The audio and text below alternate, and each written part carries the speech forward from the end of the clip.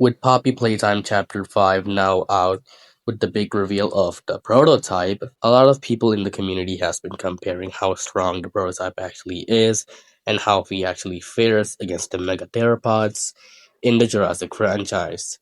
With the whole topic itself trending on YouTube and Shorts, or who is stronger community or whatever editing community. So, because of this, I want to cover up how strong the prototype actually is and how he fares against one of the most powerful dinosaurs or hybrids in the Jurassic community. That being the one who was able to shut down an entire park by causing massive destruction, being the Indominus Rex. Will the untamable king be able to pull out a victory, or will the false god rule over the mortal hybrid? Well, let's find out. Arguing for the Indominus Rex's general scaling is interesting in a crossover matchup because of how many others literally just alter or change the calculation of the feats because they don't know basic math and just does it anyway because they want to glaze their favorite dinosaur.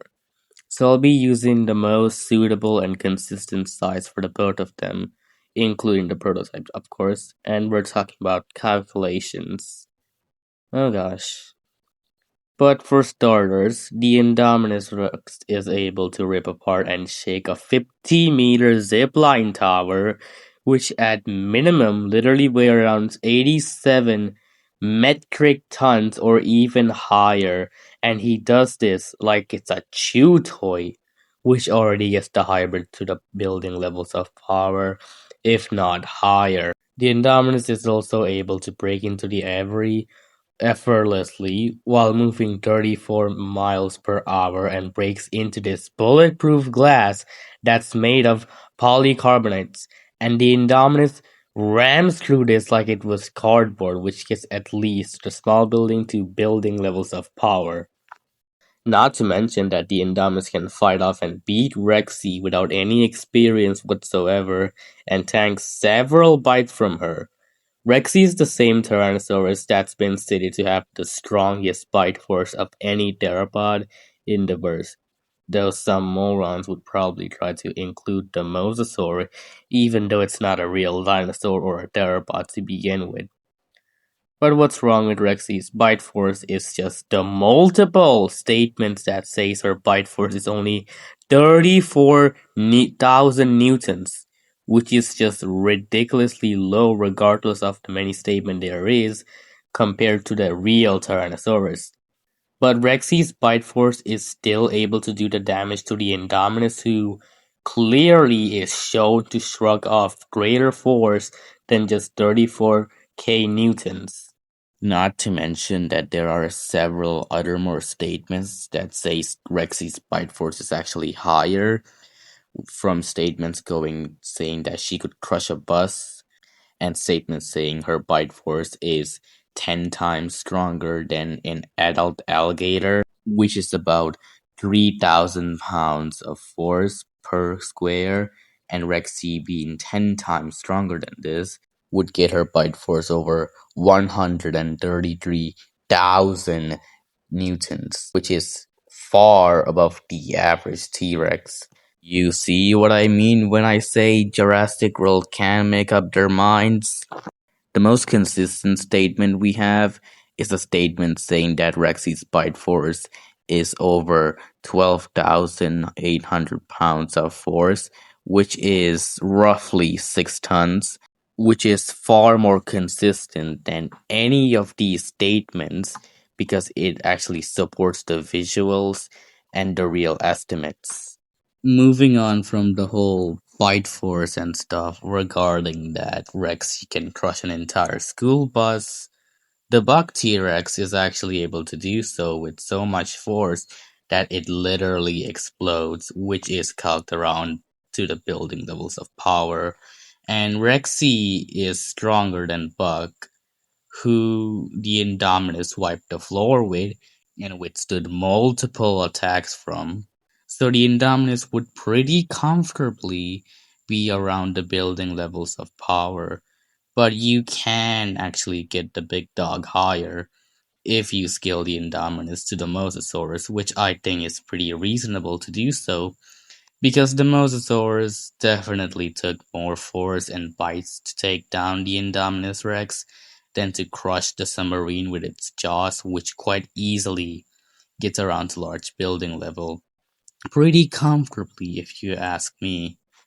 As for the speed, we don't really have much aside from knowing that the Indominus can move up to 34 miles per hour at full speed. But I did do a calculation based on this one scene where the Indominus is able to blitz blue before she could even react, which got around to subsonic considering the Indominus does this in only 4 frames at 60 FPS. And you could get it higher if you say blue as well could react to bullets if you use a specific scene in Fallen Kingdom. So, see what you want with that. I am not going over size. Now, overall, the Indominus Rex would cap around building level plus to large building level with subsonic combat and reaction speeds. Now, can the prototype really compete against a monster like this? Well, I would say it's reasonable to say that he would. Firstly, we know the prototype is undoubtedly the strongest within the verse. Dowie is not beating this guy. I don't care what you say. He's been stated multiple times to be the strongest. Now we know that the prototype is obviously above Huggy Wuggy, who's stated to be so strong that he's able to dent steel in a single swing, as he was tested for this. What's interesting about this is that the employees knew about this, meaning the containment glass that was used to keep him inside must be stronger than steel itself, and of course this applies to the other experiments as well. And because it's high and reinforced security glass, so it should be logical to use polycarbonate glass, which is actually stronger than steel. And in Huggy Wuggy's memories, we still see him breaking this glass in only 2 hits when he was literally being experimented on. And once he gets out, he sees an employee or whatever. He just gets pissed based on the sheer existence of this one dude and runs at him while he is one-shotting this same containment glass effortlessly in the span of 3 frames to even reach the glass in the first place with 60 FPS. He's also able to break through walls pretty easily and even cause and survive such explosions while his literal organs are sticking out of his body. So he's extremely weakened here, and all the bigger bodies should be stronger than the player because they're literally shown to one-shot him, as well as the grab pack of the player, which is literally shown to decapitate people instantly on accident, and bigger bodies like Wami Longlegs, Huggy Wuggy is able to overpower the grab pack itself alongside with the player. Moving on from that, Dowie is able to punch down a pillar, and he even survives it landing on top of him. That's called around small building level. He's also able to hold this whatever crusher thingy, a massive drill or whatever he's able to do to hold this or whatever. He's able to hold this off for a short period of time temporarily while he's literally frozen or freezing, which is literally his weakness, and he's still able to hold it off while being extremely weakened, which is also calked around small building level, and the prototype should scale above these guys pretty easily. The prototype itself is actually shown to survive multiple explosive barrels, basically about 24 of them landing on him, that only just burns his body without doing any damage to it. Now, I am aware that all the barrels didn't explode directly at the same time on him, so people actually try to get the feet lower based on that. But what these idiots don't know is that you can still stack the energy or the tons of TNT using damage superposition effect. For those who don't know how that works, the structural damage caused by successive or simultaneous detonations is greater than the sum of damage from each explosion occurring individually. So now, You can't just say the speed is actually lower based on the sole argument of the barrels not going off at once or landing on him at once. It can still be stacked and scaled. Moving on, from what we also know that he survived the train crash, while he doesn't take the full impact of the explosion, he should still scale to part of it because he was still closer to the front of the train and the actual explosion of it. So regardless, he should scale. We do know that the train he was on was a 1990s steam train, and most people use the average maximum speed for a steam train, that being 45 miles per hour, to calculate the speed. Here's the problem I have with this. The 45 miles per hour only applies from the legal or allowed max speed for steam trains at the time from this goofy website. And so far from what we know is that the train that the prototype was on was going at its maximum speed possible as stated by Giblet. The average steam train at the maximum possible speed can go around 70 to 90 miles per hour or even 100 miles per hour if we're using the Ohio 614, which actually is a train that was around the 1990s in America, and the Playtime Co-Factory was also in America as well. If we take this train for the train crash feed, this Calc would be around building level, and even if we don't use this specific steam train, most of the other trains' max speed at the time were quite similar regardless, so it shouldn't matter anyways. Now there is also something even more interesting for these for both of these feats that the prototype survive, because we know that the prototype had already attached Huggies, Mommies, and Catnaps and Kissy's pieces to his body. These body parts also survives the the barrel explosions and the train crash with little damage, meaning all the bigger bodies should scale to this here. This changes a lot because the prototype is directly shown to one-shot these bigger bodies with its claws regardless if they are weakened or not. Now I am aware that Calc stacking is forbidden according to Stupid vs Battle Wiki, with zero justification to why it is. But unlike others, I do actually have my own reasons to why it's valid. For one, I don't necessarily think the prototype scales to his own class because it's a different material, and we don't even know if it's actually part of its main body in the first place. So the claws themselves would purely be piercing power rather than true attack potency that he'd just scale back to.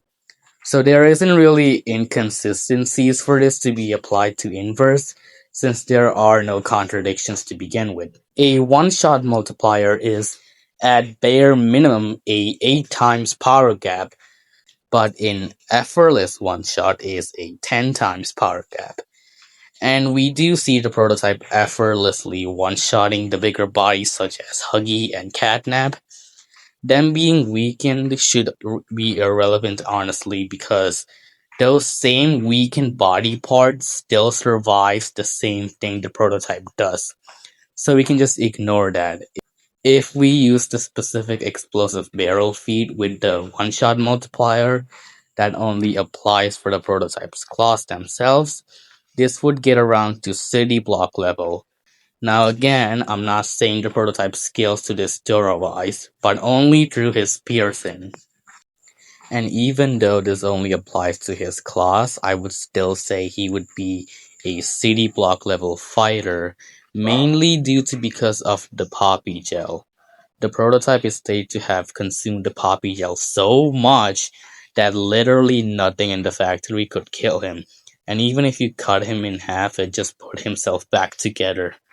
This is mainly important because the poppy gel has cellular regeneration rather than the average regeneration the normal anime character would have. And the Indominus Rex doesn't really have any negations to this whatsoever, and you could get the prototype potentially higher if you use these two specific statements.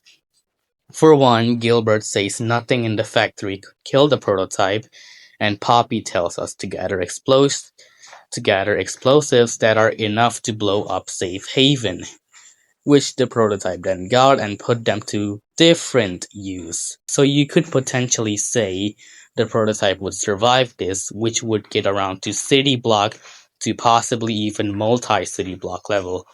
So do what you want with that, if you think that's consistent. Another thing is that the red smoke from Catnap that he literally spreads around passively. For those who doesn't know, the red smoke has two effects. One being the fact that it can instantly put you to sleep and then cause hallucinations in dreams. And two, it causes hallucinations even while you are awake, as we see it in the Catnap boss fight. Now, the Indominus may be able to resist the whole sleep manipulation thing because the Indoraptor is directly able to resist the Tranquilizer, whose DNA is from the Indominus, but there's nothing that suggests the Indominus is resisting the hallucinations. So, yeah. Unfortunately, the hybrid is getting stabbed to death, or the prototype would just simply outlast the Indominus because of its insane regeneration. The Indominus loses this battle, while the prototype collects another piece of a body. And that's going to be the end of this video. If you have any disagreements or questions, comment down why and I'll reply back if you have good reasoning. Anyways, that's it for this video. See ya.